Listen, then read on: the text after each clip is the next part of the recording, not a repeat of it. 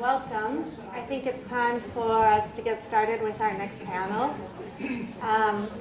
We are really privileged to have a fantastic group of scholars with us today to talk about transformation of security professions in the Balkans. And we will have, I hope, roughly 10 to 15 minutes presentations each, and then time for a lively discussion. So if you can, during their presentations, think about questions, and not just questions, but you might also want to challenge the speakers.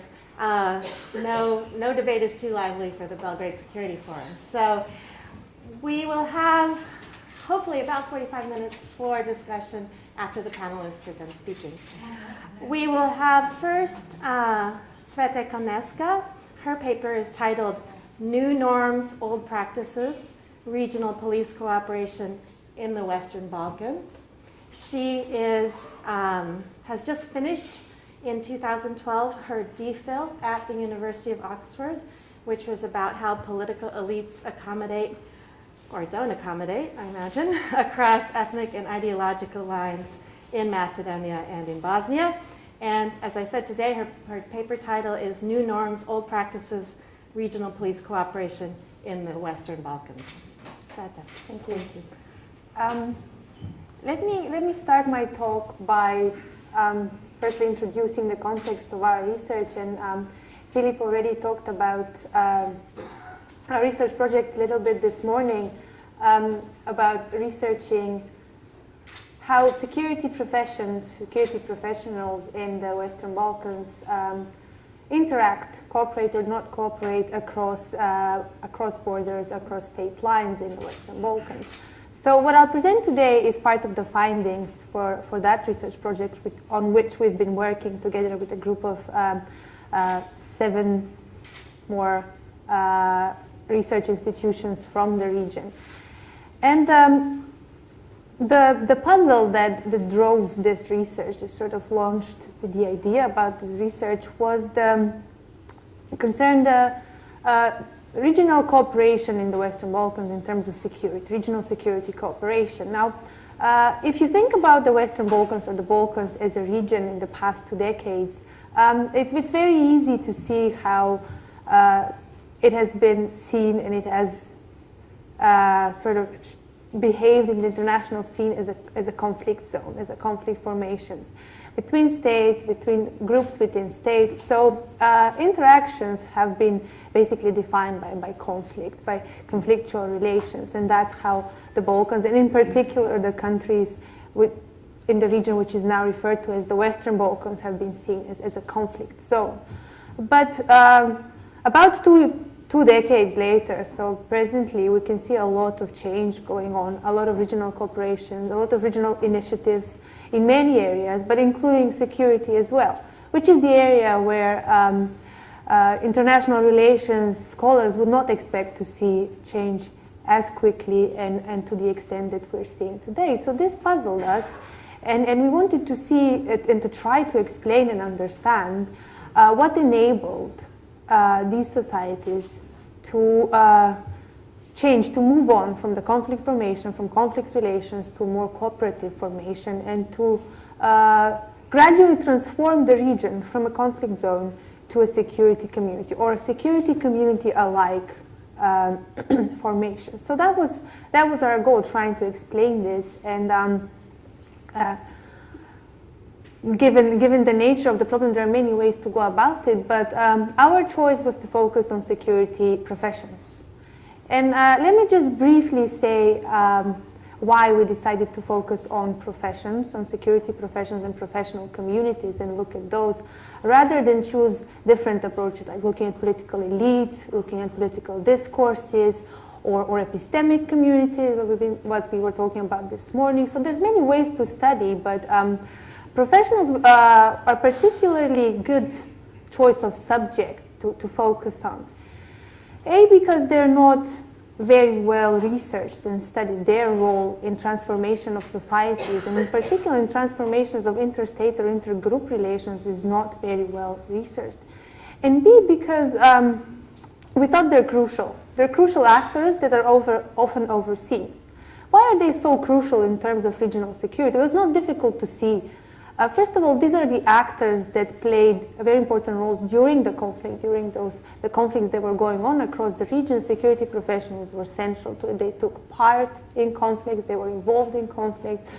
They were often they were crucial as to the success of implementing peace agreements. So they could have taken the role of veto actors, of spoilers of peace. So how security professionals, and here we mean mostly military, police, or different sort of paramilitary structures that were present, how they behave is very important as to how regional security evolves, or which direction it takes after the end of conflict. So that's why we focused on what happens, on the dynamics of security professionals.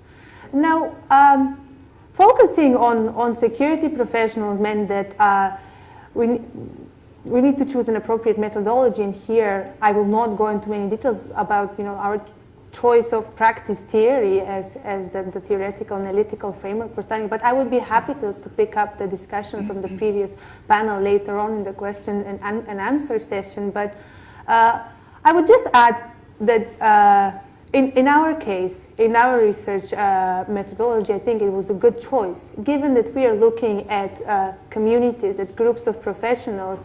In particular, in my case, looking at the regional police cooperation in Macedonia across the borders, we're looking at communities which have very structured ways of interacting with other professionals, with other groups in their own society. We're looking at a very normatively rich and practice-rich communities.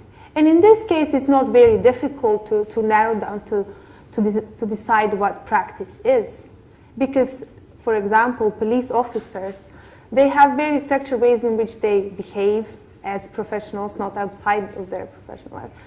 What they do, how they approach people, how they approach their superiors, how they approach citizens. So the normative field around them is very well regulated, is norm-rich. So we can look at these practices and see how they fit with the normative, with the changes in the normative environment around them, so, which is why we decided to focus on these practices.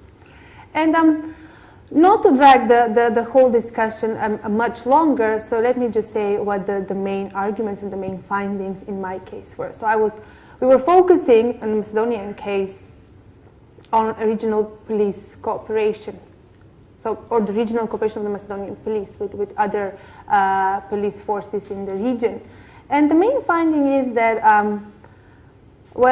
the practices, the normative environment around police cooperation is changing rapidly. So there's been, in the last 2 decades, but in particular in the past decade, in the past few years, rapid change in how we talk about regional security cooperation. So new norms have been introduced, mostly from the top, mostly vertically, from the political elites, from the people who are at the top of the police hierarchy, ministers and ministries, top civil servants, going sort of trickling down slowly through the official channels to the police officer, to the rank and file police officers. So the norms are changing, and we're talking about some new norms, though we can argue whether these norms are entirely new, these norms of cooperation, of tolerance, of democracy and human rights in the work of the police. But they have come together with these societies' transformations and transitions towards democracy, but more pronouncedly through the efforts of these countries to join NATO, to join the European Union, and become accepted as sort of equal members of the European or Euro-Atlantic civilizational normative community. So this has brought in the security professions as well, even though security or policing itself is not necessarily, let's say, EU field of legislation, but border management, border control, and other parts of policing are EU regulated. This has brought norms to the police community, professional community in Macedonia and in the region, and changed the way we talk about it.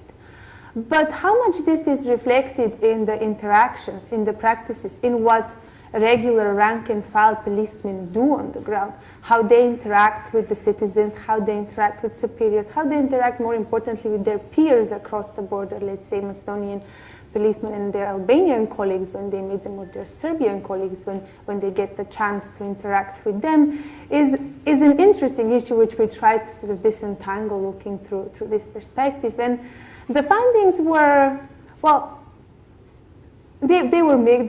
We're talking about a mixed sort of bag of findings at the end.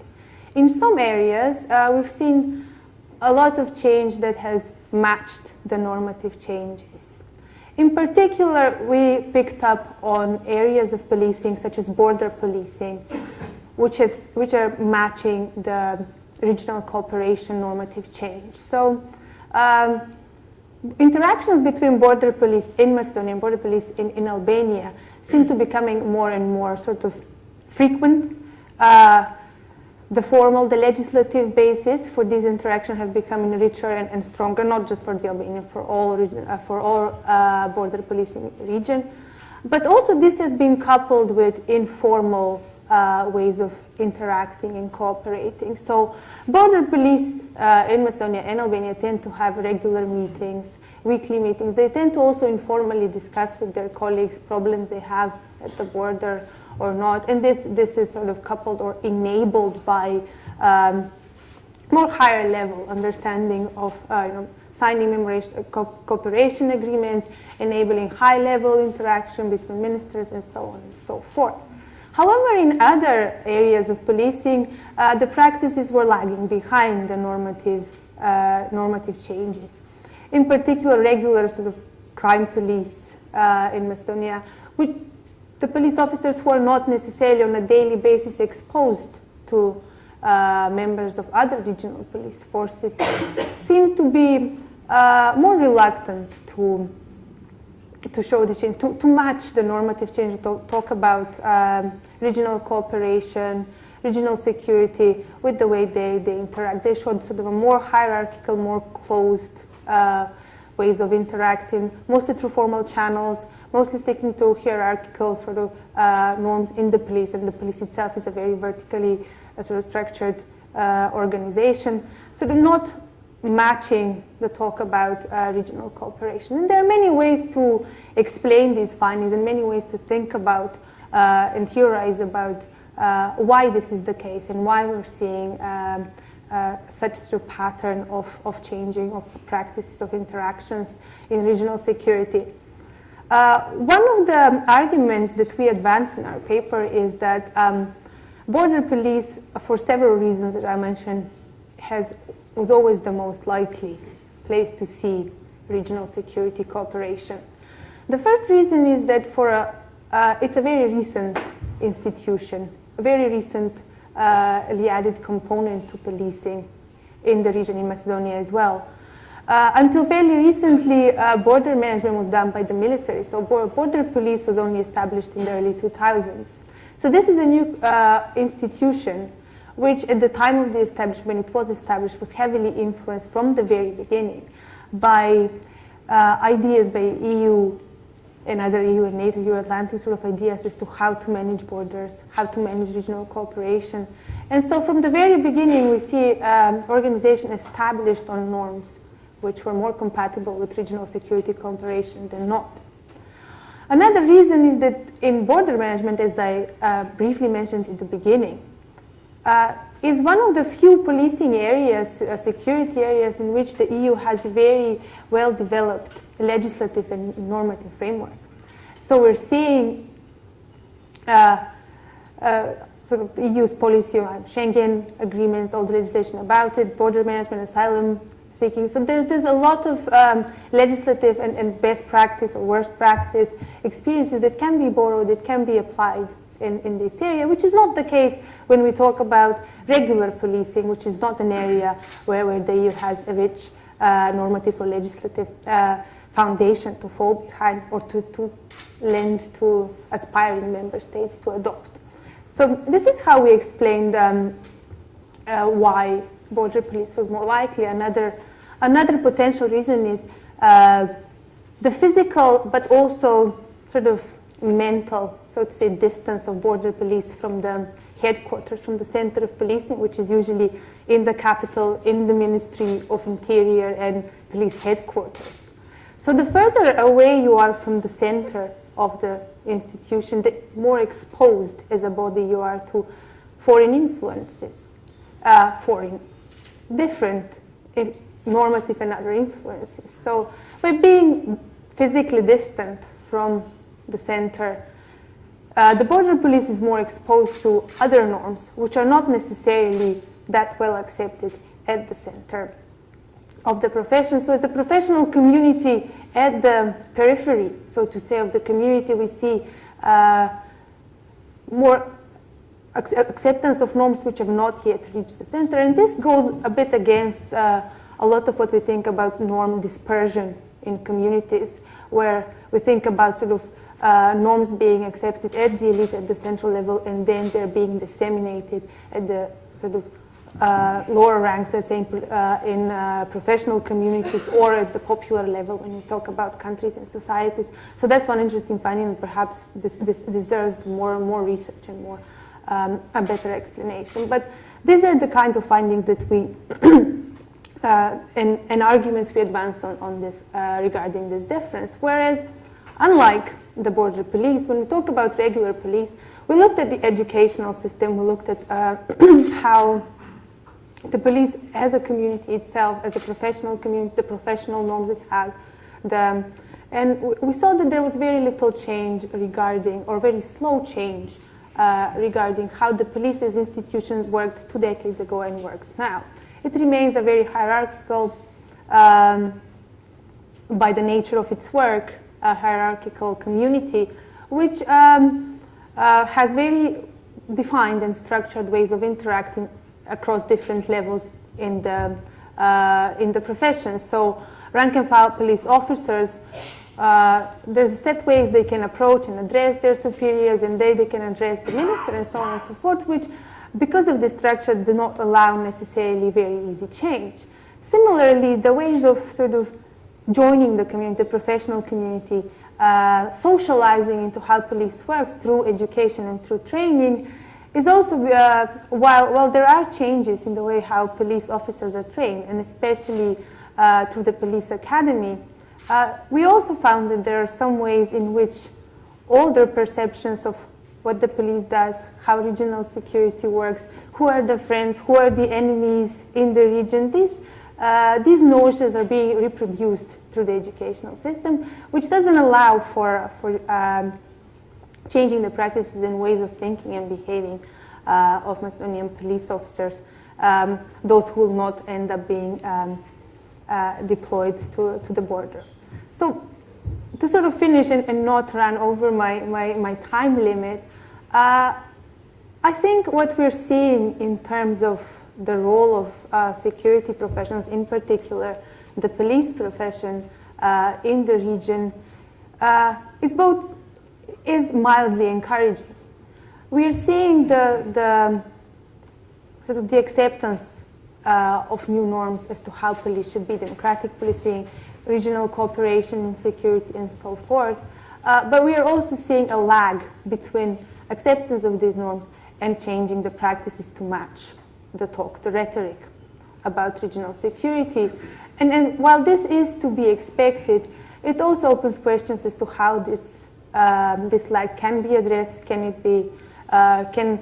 Can this be removed, and how we can allow for sort of easier transition towards new and different regional security practices? Whether police officers, the police profession as a professional community can be an actor which will help the region transition further from conflict to security community. I think that's where perhaps we need to be more skeptical and pose more questions, given the fact that perhaps unlike epistemic communities, we're seeing a lack of necessarily a purpose or to contribute to regional cooperation rather than serve what the purpose of the police is, to serve as a law enforcement body. So there's this lack of sort of, while there are professional norms which are shared, there's a lack of causal sort of beliefs as to what role the police should serve in regional security, which is why I'm a bit skeptical as to the role they can serve in bringing the region towards security community. Thank you. Thank you so much, Cvete. It's really interesting because it fits with a lot of EU enlargement theory that shows that it's issue-specific, right? That the integration process can have a lot of impact on certain sectors or certain issues and almost none in others. So it'd be interesting to find out in the Q&A, you can think about it, how might national governments boost norm adoption in those areas where the international community really can't reach by itself. We move now to Arjan Dyrmishi, who we're thrilled to welcome back to the Belgrade Security Forum. He is the head of the European and Security Research Department at the Institute for Democracy in Tirana. And his paper today is called Patterns of Professionalization of Albanian Diplomats, Change and Continuity. Thank you.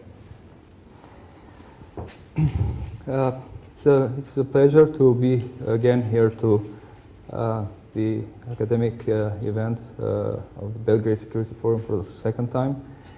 And since last year, I discussed international cooperation in the Western Balkans by using the same approach as Cvete talked earlier, by examining the practices of diplomats and trying to measure or to see how through the practices of diplomats or what was the degree of integration seen through the practices of diplomats. I just tried to go further and examine more in details what diplomats are in Albania and how they professionalize as a group is in a further attempt again to try to see not only by taking for granted that diplomats fulfill a certain normative function, but also taking in consideration the fact that diplomats are acting as state actors, and therefore their patterns of behavior are rooted in international domains. So this is, in a way, the perpetual tension, and as it was discussed in the earlier panels, about whether diplomats constitute an epistemic community or an international society that tries to influence over their government, or they represent their governments into the international domains. And in fact, they tend to sort of fulfill both of these functions. Now, in looking at the Albanian case, I just wanted to, and I have actually examined what does it mean, so what is the professional identity of the Albanian diplomat. And because diplomacy has evolved through centuries as a practice that has been not necessarily all the time being fulfilled by professional diplomats, so it is difficult to really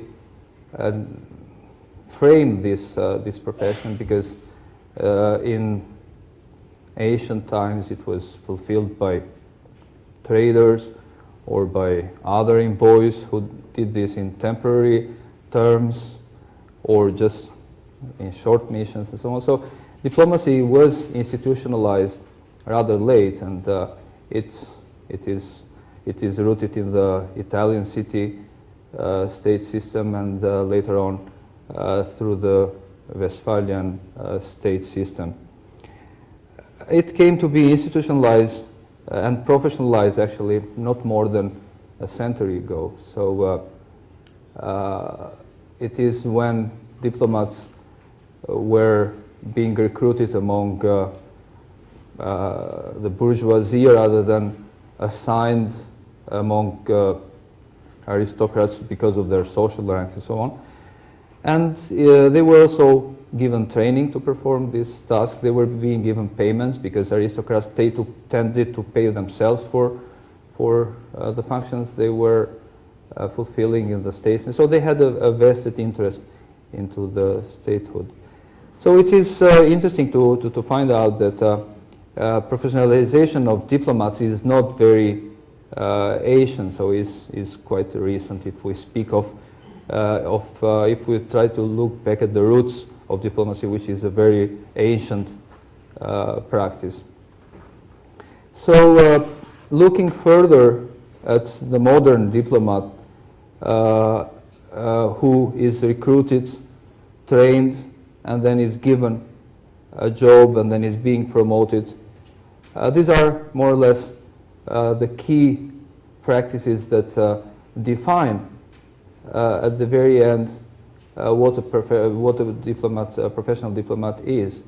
And this is where the discussion about practices and norms come, because now it is taken for granted that in order to professionalize, the diplomats have to go, or the Ministry of Foreign Affairs and diplomatic services have to go through certain norms. Like they have to recruit among certain types of education backgrounds, they have to promote certain diplomats and so on. But on the other hand, these turn out to be practices because not all the times you have a very strict norm about this. So looking at the Albanian evolution and development of and institutionalization of diplomacy, it is interesting to find out that it is quite fragmented as a profession. So and this has been linked to the changes diplomacy as profession has had to be adapted to do and get adapted throughout the century. So starting with the First World War new diplomacy, which made diplomacy more public and abolished secret agreements among states and so on. And the Cold War, the effects of the Cold War, and then the post-Cold War. So this, being a small state, it is evident that Albanian diplomatic profession has been affected by these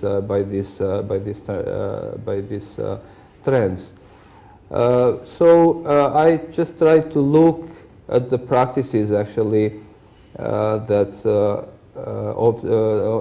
practices of the communist diplomacy and how they affected diplomatic profession, and see how the transformation of these practices occurred in the post-Cold War and the new environment that we have after the end of Cold War, when diplomacy has been undergoing further changes. So it is interesting to see that although diplomacy is an international institution, the national domain has been very influent in defining the identity of the Albanian professional diplomats. So that's very much related to the approach of the communist diplomacy, which in my research, which I have divided in 4 different periods. This is the longest period of about 5 decades. So it appears to be more influent into engraving certain practices in the professional identity of the Albanian diplomat, from where the title of my study is Change and Continuity, because although there is change in this professional identity, there are lots of continuities which are rooted in practices of the of how communists saw diplomacy and how this diplomatic practice affected professionalism of diplomats. So from the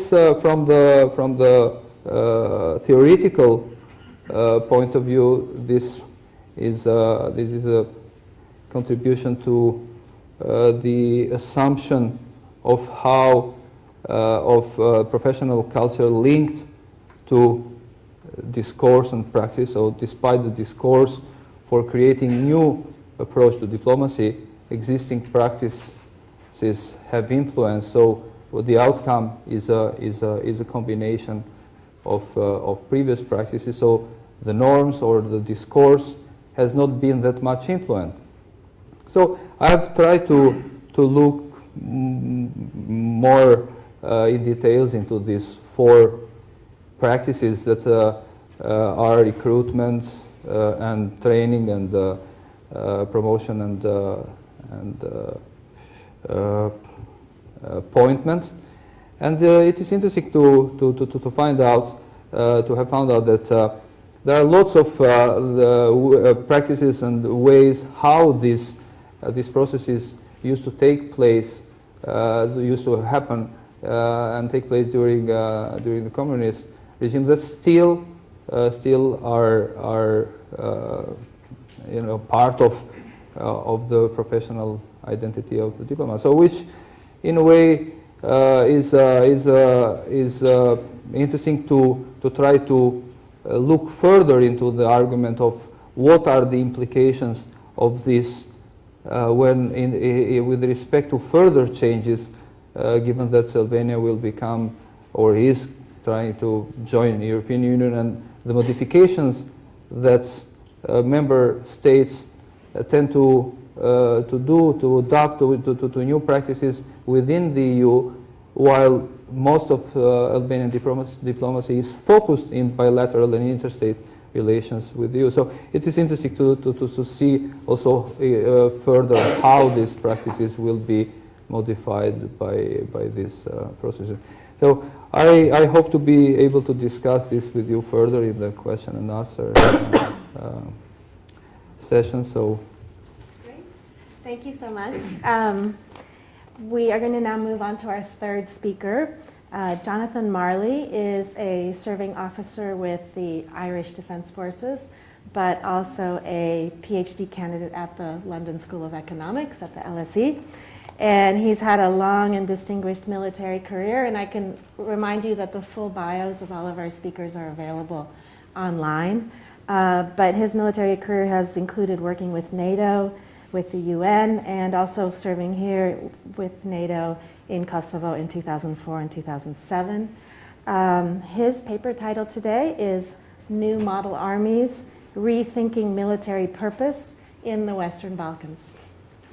Thank you very much. I should preface what I say, first of all, by saying that even though I am an Army officer, the views I present today are in no way reflective of the Irish Defence Forces or the Irish government. They are very much my own.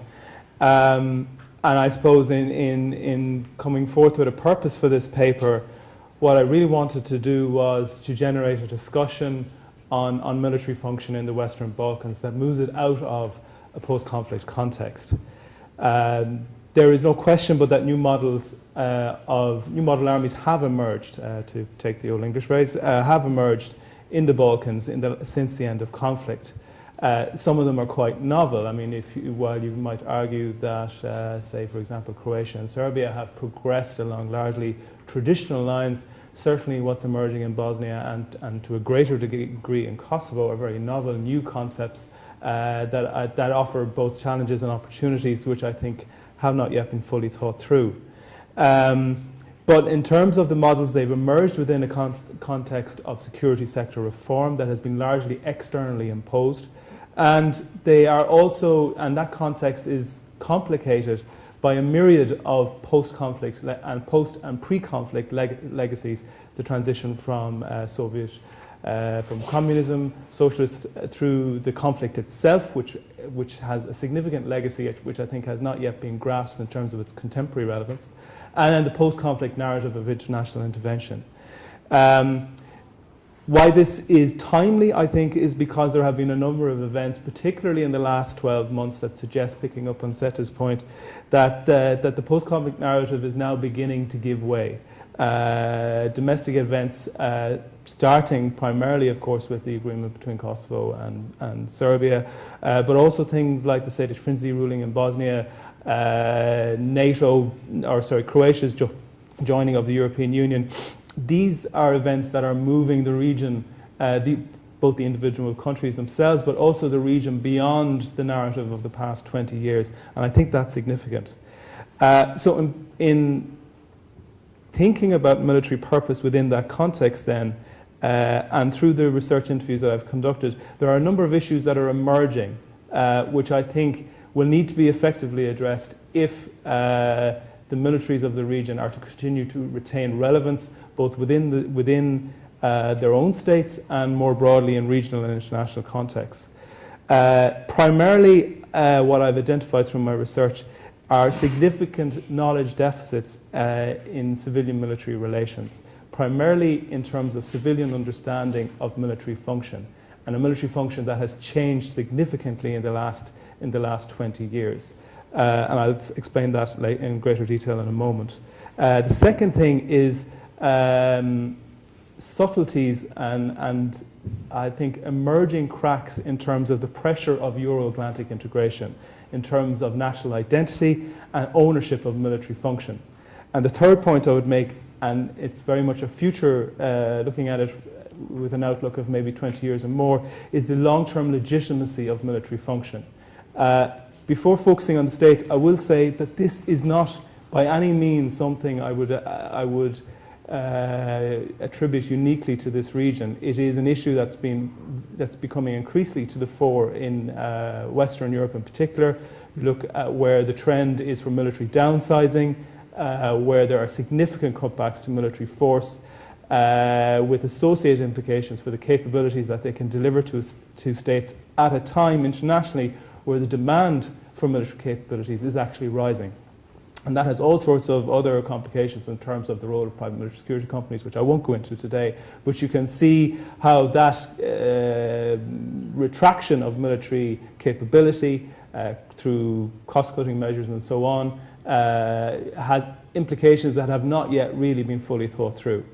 In terms of the literature that has brought forth in this debate, in terms of the utility of military purpose, obviously it's been dominated by a realist perspective, which has focused on the fundamental importance of the defence of state territory and sovereignty, and largely in that context against external aggression. But what we've seen again, most notably in the last 20 years, is the emergence of functional and socio-political imperatives for military purpose as well. So things like contributions to international security through peace support operations, military's development of an expeditionary capability, whether expeditionary in warfighting terms or expeditionary in terms of ability to contribute to international operations, whether under an EU or UN or NATO flag. The military's role in an internal security context in terms of aid to the civil power, protection of the police, certainly a major issue in countries where the police forces are not armed. An issue in the regional context here where effectively in terms of the retention of the use of force on behalf of the state, the military is actually in competition with other agencies of state, mostly the police, and that creates its own dynamic. The other elements I've looked at are military role in terms of provision of civil support. Analysis of the white papers produced in the region clearly show a general acceptance that the military has a role, for example, in the instance of natural disasters.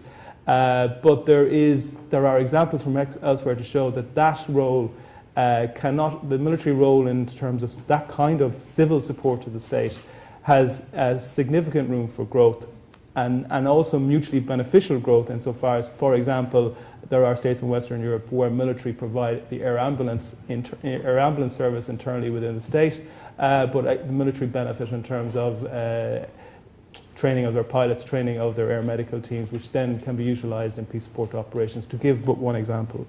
And finally, and particularly important in this context, is the military's role in nation building. The symbolism of military reform, the importance of that reform in terms of the identity of the military itself and the identity, the national identity, the role that the military play in the national identity of the state, and then the ownership of that process. And I suppose it's in that it's the ownership element of that that really calls into question the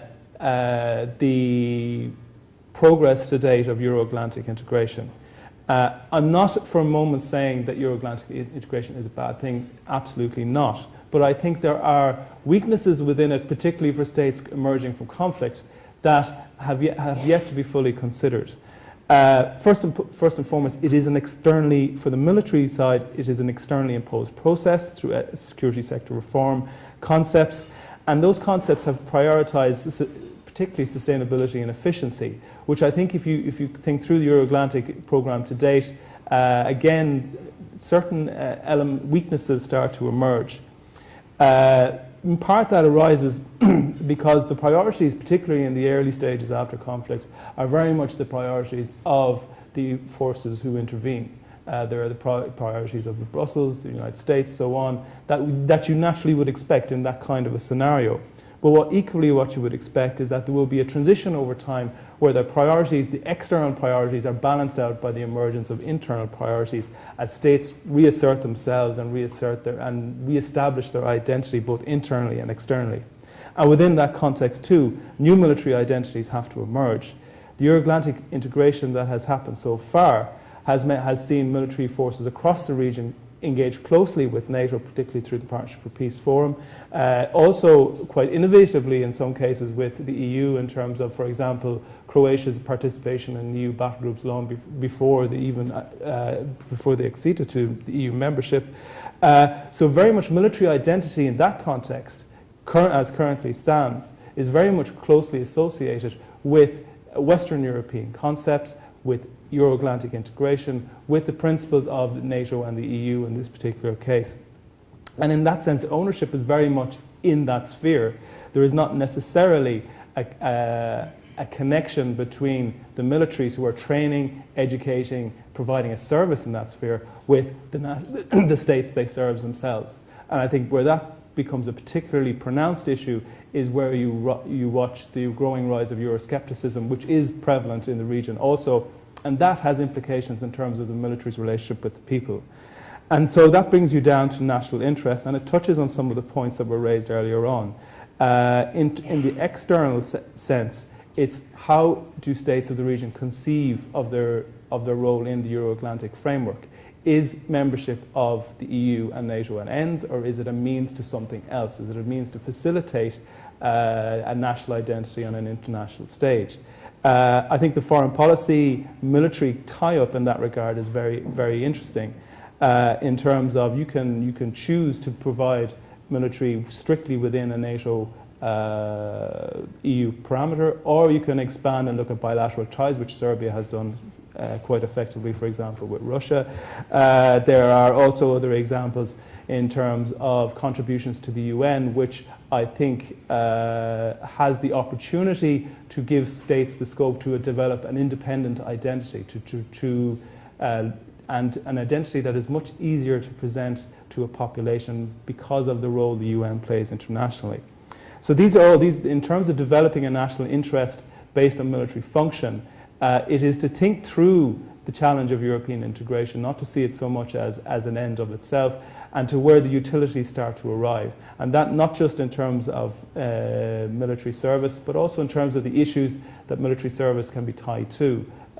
So for example, the Austrians have developed a particular synergy in the area of minority rights.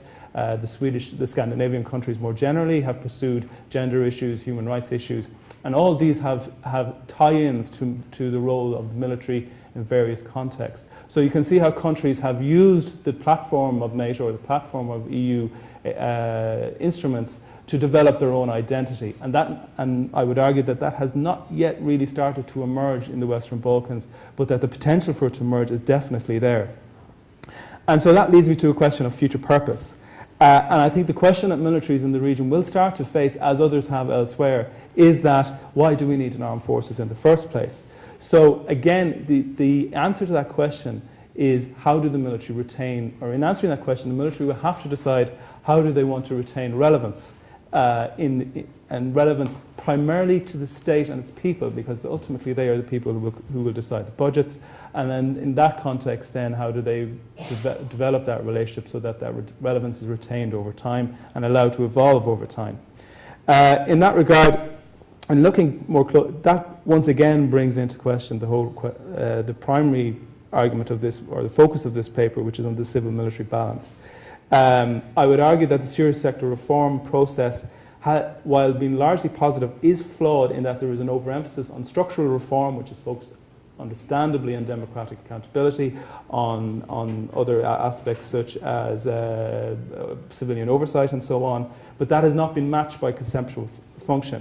So, and in that sense, there has been a huge emphasis in terms of the training and education of military forces that is in no way matched on the civilian side in terms of ministries of defence, in terms of foreign affairs, by an understanding of what that military force can be used for. And to draw an example from another, outside of the region, only yesterday I was at a meeting with a 4-star US general who commented on the fact that he was being dictated to from the State Department about tactical decisions in Iraq and Afghanistan. And that is an example of a lack of understanding between the civilian and military that is universal, but nonetheless needs to be tackled, needs to be particularly addressed in a context like the Western Balkans. There are other issues that complicate this in terms of the pace of reform throughout the region. The international context, insofar as I've used the American example, there are quite a number of countries that are still trying to get to grips with this issue themselves. And also as well then internally, there is at this stage a lack of visibility of the military role within the state. Militaries are training with NATO, they are being educated externally, there are academies being set up. Their role in terms of foreign policy is increasingly be defined by contributions to international security. The role within the state is actually diminishing. The visibility within the state is actually diminishing, and that poses a particular challenge for military leadership, again, in retaining that relevance.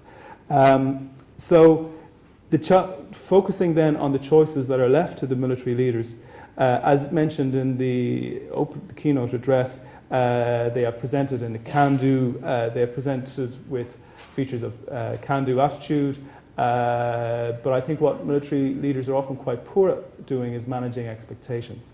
They have to be realistic in terms of what capabilities they have and what they can do with them.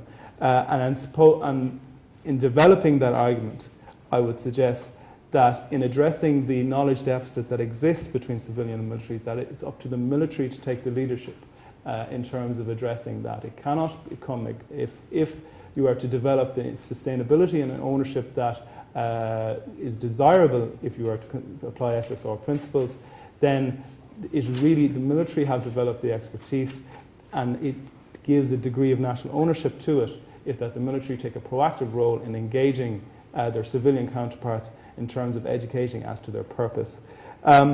So in looking, just summarizing the findings, clear knowledge deficits have been identified across the region to varying degrees.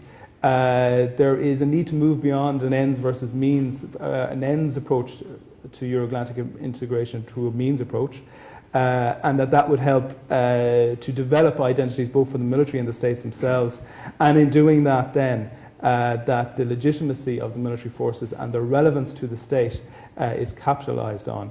And in doing that, perhaps one step, just to throw an idea out there perhaps for discussion, is maybe the option of developing a military covenant that would enshrine the military's role, similar to what we have seen in the UK and elsewhere, where the military's role in terms of its service to the state and to the people is clearly established, and that it provides a very much a framework of ownership and identity, maybe beyond which a white paper can give, to allow more enhanced cooperation between the civilian apparatus and military apparatus of the state. Thank you. Thank you so much.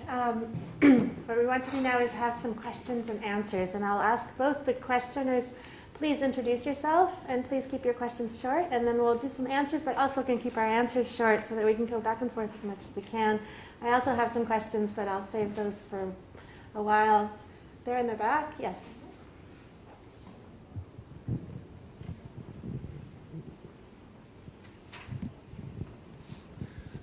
Hello everyone, Marko Savkovic, researcher from Belgrade Center for Security Policy for another week, then moving to Belgrade Fund for Political Excellence.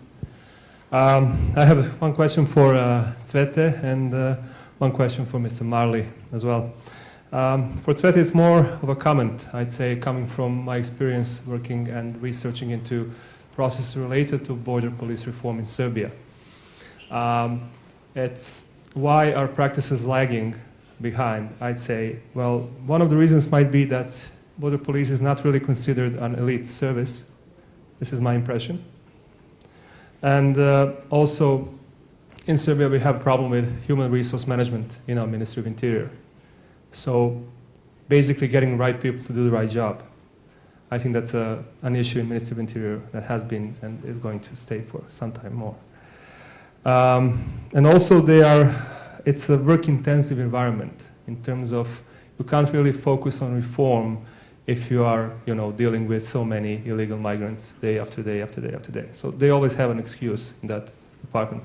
And about the argument that they're a bit too far away from the center of decision-making, well, in Serbia, border police is situated, physically in the building where central decision-making is in the Ministry of Interior. So that's another, again, and they have featured very prominently in our debates on Serbia, European integration prospects, and so on and so on. So, for Mr. Marley, I would start with one of your final points that you have said, where basically you believe that military should lead the way in renewing this call for civilian expertise. Again, from my experience as a researcher, I would say that it would demand more trust in civilian expertise in the first place. However, it's sort of a vicious circle because basically years have passed and a lot of resources have been invested in building civilian expertise, in researching defense sector, defense reform, so on and so on. And even today, dedicated researchers and people who are actually coming from, let's say, civilian side of the story, who are working on defense reform issues, I would say not so many. So there is definitely a need to reevaluate these strategies, and as regard for your presentation, I would say it's spot on in terms of where defense reform is in Serbia at this moment. Thank you. Thank you. Are there other questions? Sonia.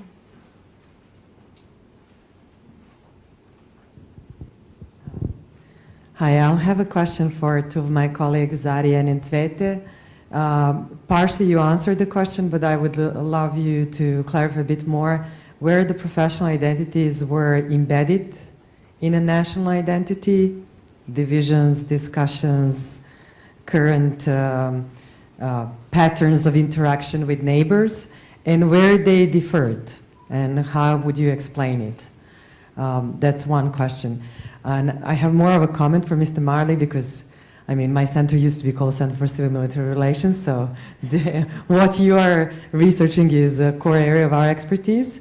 And just a comment that I perceived you contrasted the old national identity with the new model, Western European model of military. And my impression is that all kinds of hybrid identity are really doing well in Serbia. You can have a very nationalistic use of military services in domestic politics while still using the functionalist arguments that it's good to copy the models. And I think Serbia is a perfect example of it. Our military would say, no, we don't, we want to learn from the best, to have the best operational capability, but it is for the domestic purposes.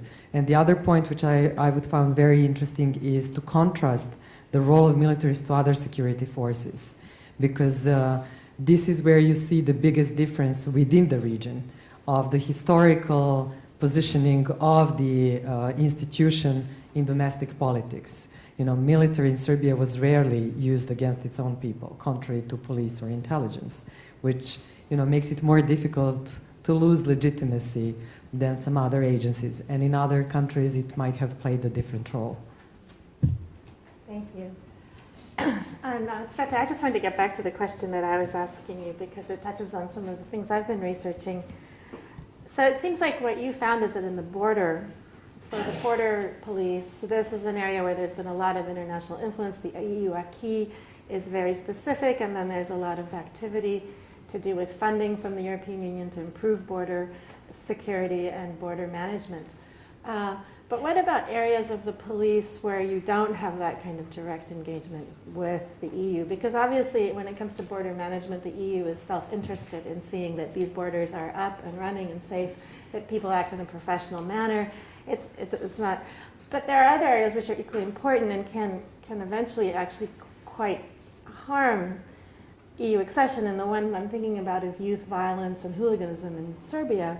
It's clear that there has been very little political will on the part of the major ruling political parties to tackle the problem of youth violence. And you know, now we're looking at a gay pride parade that may or may not happen, but the question isn't what's the security situation this week, it's the question what have the security and the police force has been doing over the last year or two to try to control and arrest some of the people in these groups. So I was wondering, in your research, do you have any sense of prioritization in the internal, like in the Macedonian government, thinking, well, here's an area where we're not getting a lot of international help, but we have serious problems that we need to improve because it's going to come back to haunt us later.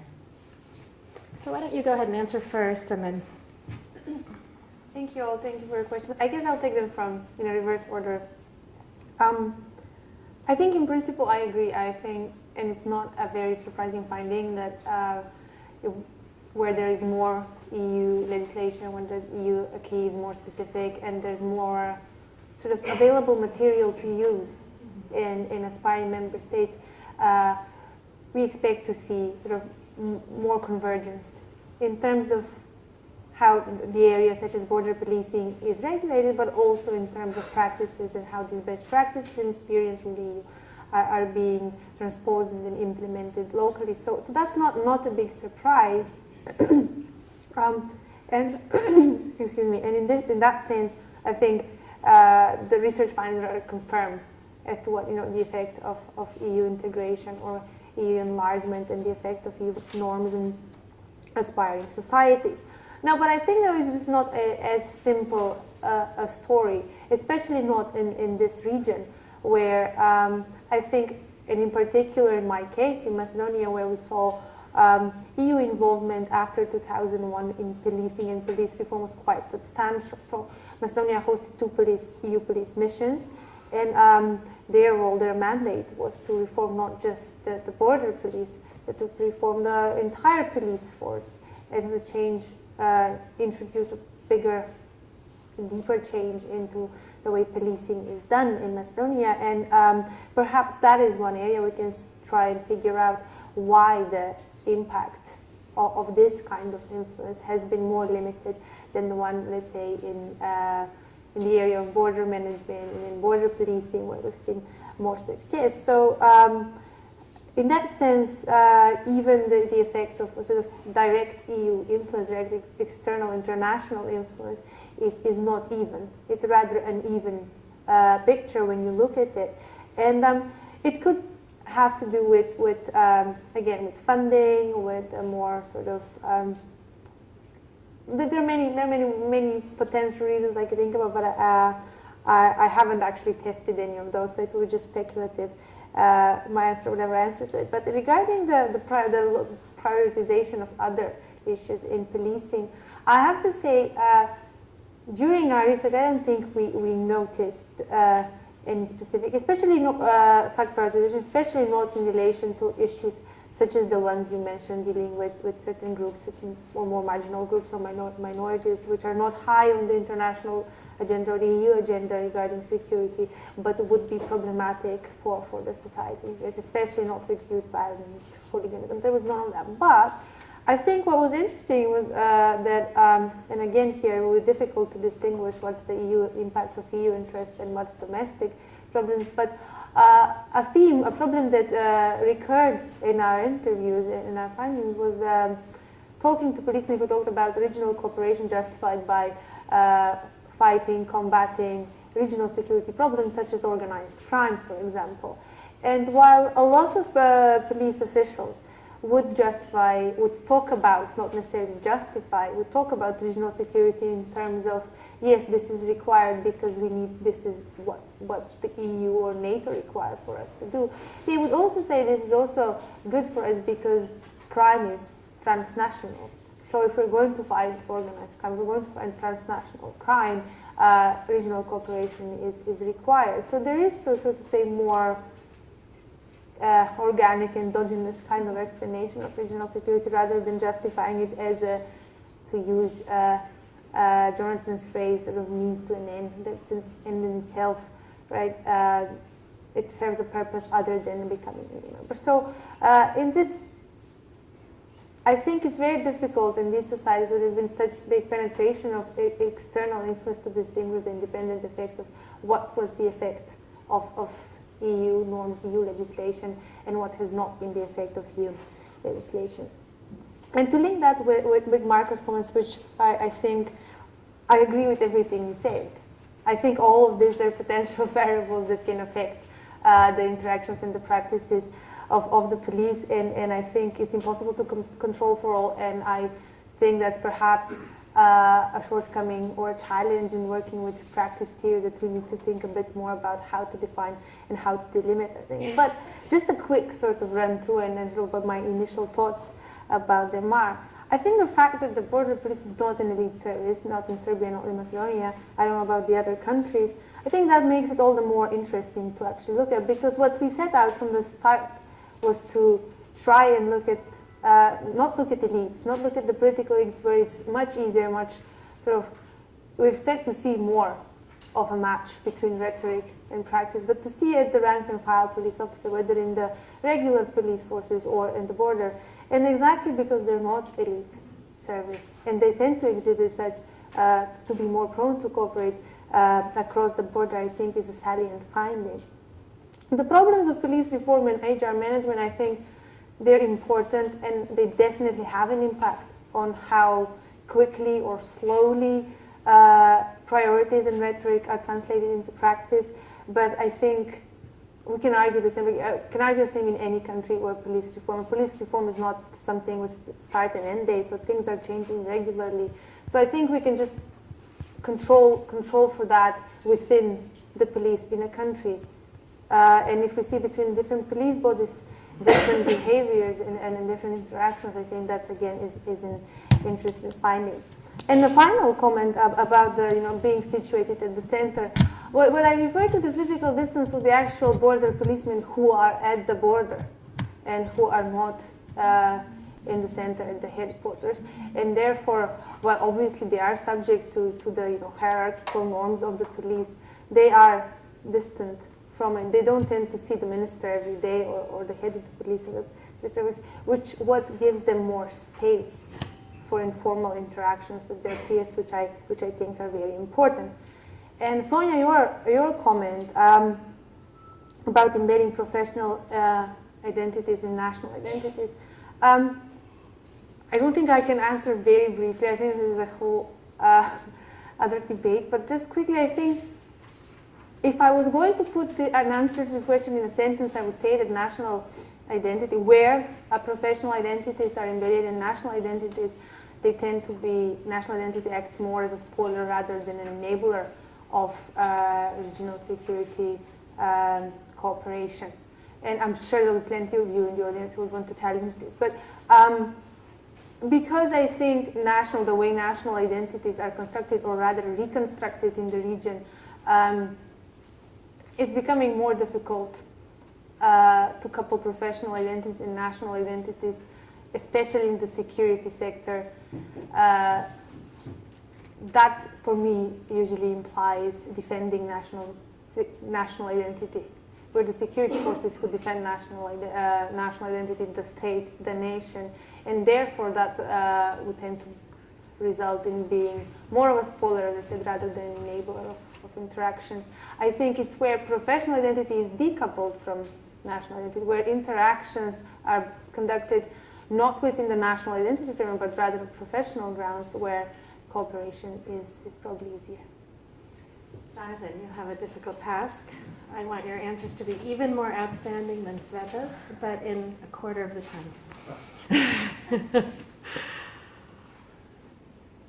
Oh, right. Go for it. Now, to take up on the point on civilian-military relations and the question of trust, of course, trust plays a huge role, and it's complicated in this instance by the structural and HR issues that you mentioned. I think nobody would argue, for example, in Bosnia, but that civil service reform more widely would be a first step before civil-military relations could be effectively tackled. Nonetheless, though, I think that as there are other elements to it as well. If you look, for example, at the Partnership for Peace instruments of the Individual Partnership Programme and the Planning and Review process, they're very military focused. And that might be, you might say, that, well, what an obvious thing to say, you're dealing with NATO. But military very often are only one part of the triangle, particularly in international context. You rely on your policy of coming from a ministry, and you rely on the cooperation of your diplomats as well. So it's interesting that from that structural application from NATO, there is a strong argument, I think, for focusing, maybe developing partnership goals that address ministries of defence and foreign policies as well, and that could be a way of bridging the gap. I also think on the military side, and in terms of military leadership on this issue, I think there is a tendency in militaries, and I found it through the interviews, that they have such respect for the constitutional obligations of being seen to support the state and not being seen to undermine the state, that there is a reticence to engage. And I think that they could be much more proactive without compromising their constitutional commitments in terms of bridging that civilian-military gap.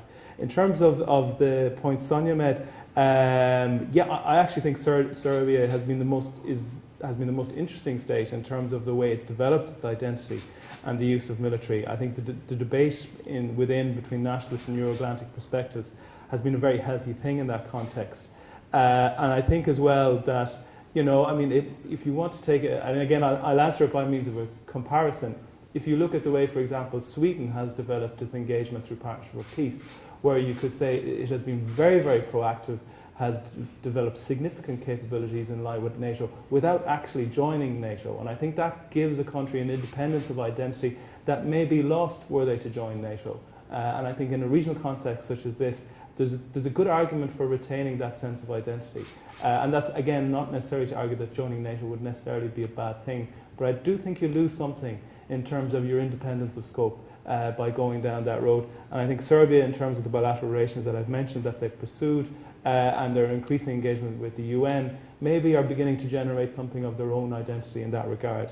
As for the internal role, I think really to come back to my point about relevance and legitimacy in the long term, there's so much competition in the internal space in terms of retention over the use of force, that the military needs to kind of look beyond that. I don't think we're going to see police forces in the region being disarmed. It's probably not desirable from a policing point of view. But there are ways that the military contribute in the civilian context and an aid to the civilian power beyond just natural disasters that could have a positive multiplier effect in terms of the relationship with the state and the people. Thank you. Do we have some more questions? Yes, right in the middle there. Hi, I'm going to go back to the question that I think, Elizabeth Sideropoulos. While my name might indicate I'm from the region, I'm from South Africa. And so my question reflects some of our experiences, which also South Africa also went through a similar process of some of the challenges that have been faced in this region. It goes back to the question that you posed near the beginning, which is how might national governments boost norm adoption in places where the international community cannot reach? And I think, sort of speaking from a South African perspective, some of the challenges, although there was a robust involvement of the international community, much of the transition as well as the constitutional processes and security sector reform were internally driven.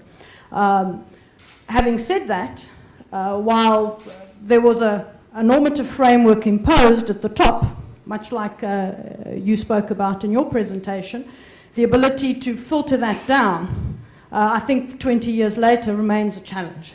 So the question I suppose I pose is, what are the types of mechanisms that one should be using in terms of norm adoption that can go all the way down to the policeman or soldier on the street at the ground level?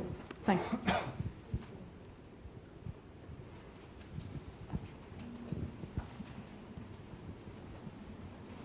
Thank you. My name is Rajko Radić, coming from Montenegro.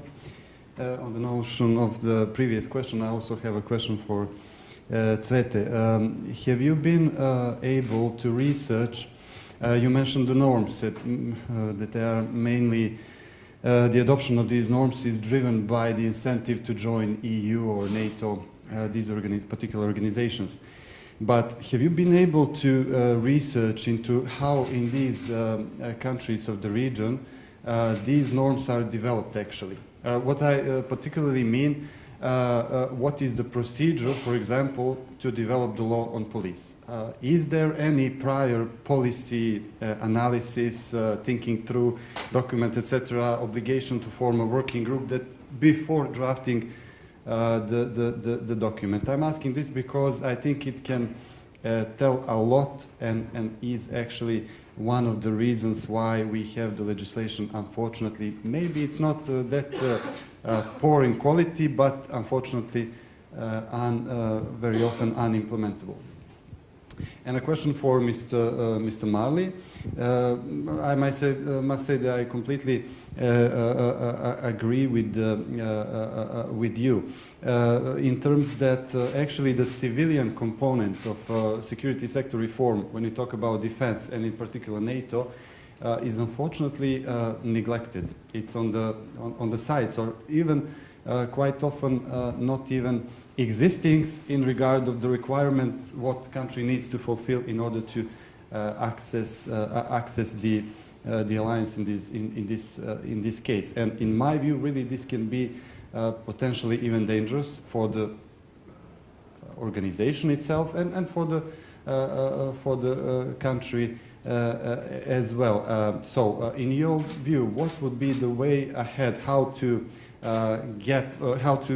bridge this gap, especially taking into account that the MODs, at least in the region of Western Balkan, as far as I know, are 2/3 civilians, civilian components. So, how to remedy this state? Thank you. Any more questions? Yes, right in front. My name is Ali bin Yaz. I'm from IPIS in Iran. Actually, I have 3 questions for 3 panelists. And then it's on the characterization of the problem. That the way that we look, actually, we in Iran, we like the Balkan regions and the people here, and we are very concerned. And that's why that I want to have my characterization of the problem. So you had a golden sentence, I think, in your bio, which explains the issue that you've discussed today in a more general way. It says that how political elites accommodates along the line of ideology and ethnic in sensitive issues, sensitive policies. The way that we look at the Balkan region, I define it as a fault line zone, which was the zone which separates the old Western core and the new Western core. The old Western core was Persia and Middle East. The new Western is Western Europe and United States. So in the fault line zone, I think the best characterization of the issue that you've discussed, rather than talking about accommodation, you should talk about division. How political elites are divided along the line of ideology and ethnicity, about the issues that you've discussed. Once you talk about the division, then you better understand the realities. Once you talk about accommodation, so you are reducing the form. And by reducing the form, you understand less of the realities. So that would be something that we are just talking about different characterization of the problem. And then for the second panelist, you talk about the professional or career diplomats and non-career diplomats. Basically, if you discuss the matter in a more abstract way, you are talking about an intergenerational equilibrium. Because if the region has been separated from the Soviet Union and the old, conflicts between West and East, then who are the diplomats that you're talking about? If you're talking about the old diplomats and the new diplomats, which might not be the case,